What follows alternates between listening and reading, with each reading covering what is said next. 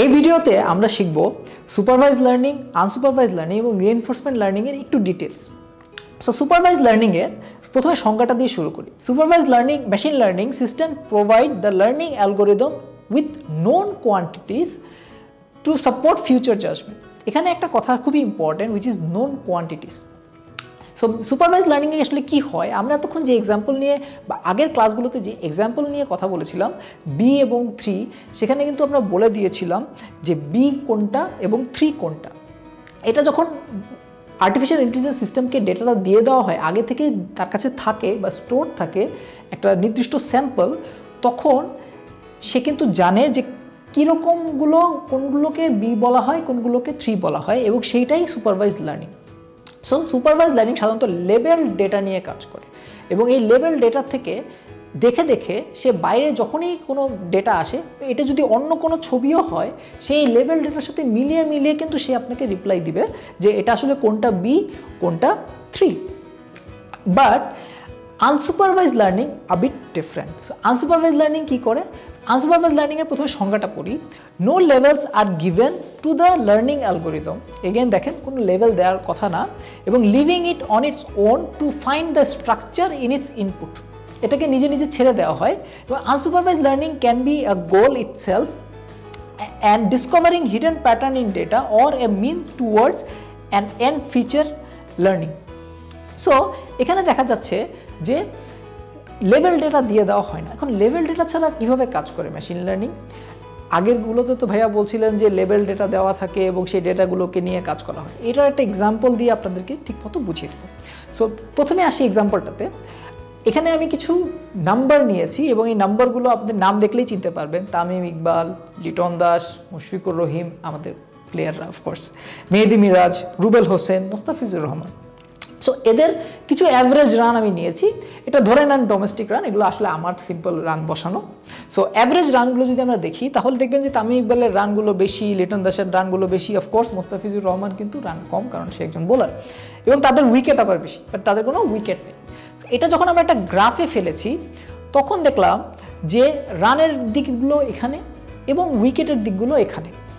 এবং এখানে থাকার কারণে যেটা হয়েছে যে এই দুইটা কিন্তু ক্লাস্টার আলাদা দেখা যাচ্ছে, এবং এভাবে করে মেশিন লার্নিং ডিফাইন করে এটা আলাদা, এটা আলাদা।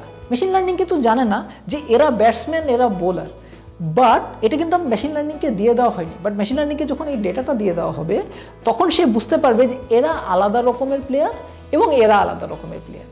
এটাকে আনসুপারভাইজ লার্নিং বলে। এখন বলবেন তাহলে ভাইয়া, আপনার ডেটায় যদি সাকিব আল হাসান অ্যাড হয় তাহলে কি হবে? সাকিব আল হাসান অ্যাড হলে দেখেন Shakib Al Hasan somewhere in between পড়ে। কেন? কারণ সাকিব আল হাসানের অনেকগুলো উইকেট আছে। এখন কি হবে? তখন কি যেটা হয় যে মেশিন লার্নিং ক্লাস্টারটা আরেকটা ক্লাস্টার বানায়, এবং এই ক্লাস্টারটার ভিতরে দেখে যে কারা এই ক্লাস্টার না এই ক্লাস্টারের কাছাকাছি পড়েছে। সো দেখেন এখানে মিরাজ থাকার কারণে ব্যাটসম্যানের কাছাকাছি কিন্তু সাকিব আল হাসানকে দেখা যাচ্ছে। তার জন্য এই সুপারভাইজ লার্নিং তাকে ব্যাটসম্যানের ক্যাটাগরিতে ফেলবে। সো এভাবেই সাধারণত আনসুপারভাইজ লার্নিং। এরকম আর্টিফিশিয়াল ইন্টেলিজেন্সে ইউজ করার সময় বা মেশিন লার্নিং ইউজ করার সময় এরকম এক্সাম্পল কি আছে বা এরকম কেস কি আছে? আপনারা তো ইউটিউব কম বেশি সবাই ইউজ করেন, এবং ইউটিউবের রেকমেন্ডেশন ইঞ্জিনটাও কম বেশি জানেন, রাইট? সো ইউটিউবের রেকমেন্ডেশন ইঞ্জিন কিন্তু ক্লাস্টারিং এবং ক্লাসিফিকেশন মেথড ইউজ করে আপনাকে রাইট ভিডিওটা রেকমেন্ড করে, এবং আপনি যে ধরনের ভিডিও দেখছেন সে ধরনের ভিডিও আপনাকে রেকমেন্ড করে। যেমন আমি ঘড়ি খুব পছন্দ করি, সো আমাকে ঘড়ির ভিডিও খুব রেকমেন্ড করে। সো অনেকটা এরকম। এখন আসি রিইনফোর্সমেন্ট লার্নিংয়ে। Now reinforcement learning is an area of machine learning concerned with how software agents ought to take action in an environment is at to maximize some of its notion cumulative reward. Reinforcement learning is one of the 3 basic machine learning paradigm. Okay, এতটুকু আর যাওয়ার দরকার নেই, but এখানে একটা very important জিনিস হচ্ছে maximize some notion of cumulative reward.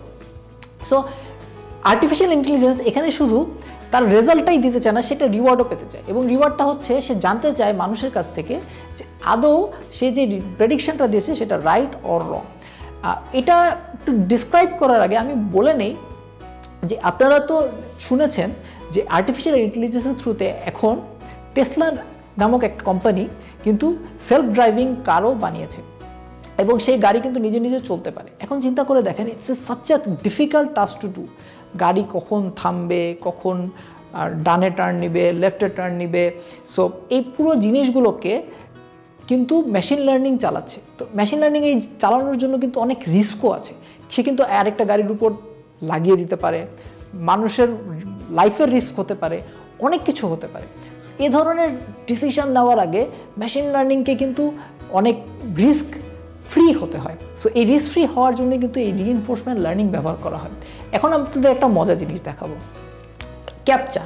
এই জিনিসটা তো আপনারা প্রায়ই দেখেছেন। দেখেন তো, এখানে বলা হচ্ছে যে গাড়িটা এটা কি ইয়েলো কার কিনা, এটা কি ট্যাক্সি ক্যাব কিনা, রাইট? ট্যাক্সি ক্যাবের কথা বলা হচ্ছে, এটা ট্যাক্সি ক্যাব কিনা, এটা ট্যাক্সি ক্যাব কিনা। ট্যাক্সি ক্যাব জেনে গুগলের কী লাভ? এটা আসলে গুগলের লাভটা, গুগলের এই মেশিন লার্নিং সিস্টেমটা আপনার কাছ থেকে জিজ্ঞেস করছে যে সে এটাকে আইডেন্টিফাই করেছে আসলে ট্যাক্সি ক্যাব দিয়ে, আপনার কাছ থেকে সেটা ভেরিফাই করিয়ে নিচ্ছে। এবং যত বেশি ভেরিফাই করাবে তত তার যে সিস্টেমটা, অর্থাৎ গুগল অটো অথবা গুগলের যে আর্টিফিশিয়াল ইন্টেলিজেন্স সিস্টেম যেটা গাড়ি চালাতে সাহায্য করবে, সেটাকে যাতে আরও স্ট্রং করে। কারণ মানুষের যে সিলেকশনটা হবে সেটা আসলেই কারেক্ট হবে, আর মোর অ্যাকিউরেট হবে, more than the artificial intelligence system. So এতটুকু পর্যন্তই ছিল রিইনফোর্সমেন্ট লার্নিং। নেক্সট এপিসোডে আমরা কথা বলবো যে আর্টিফিশিয়াল ইন্টেলিজেন্সের লিমিটেশন নিয়ে। Thank you.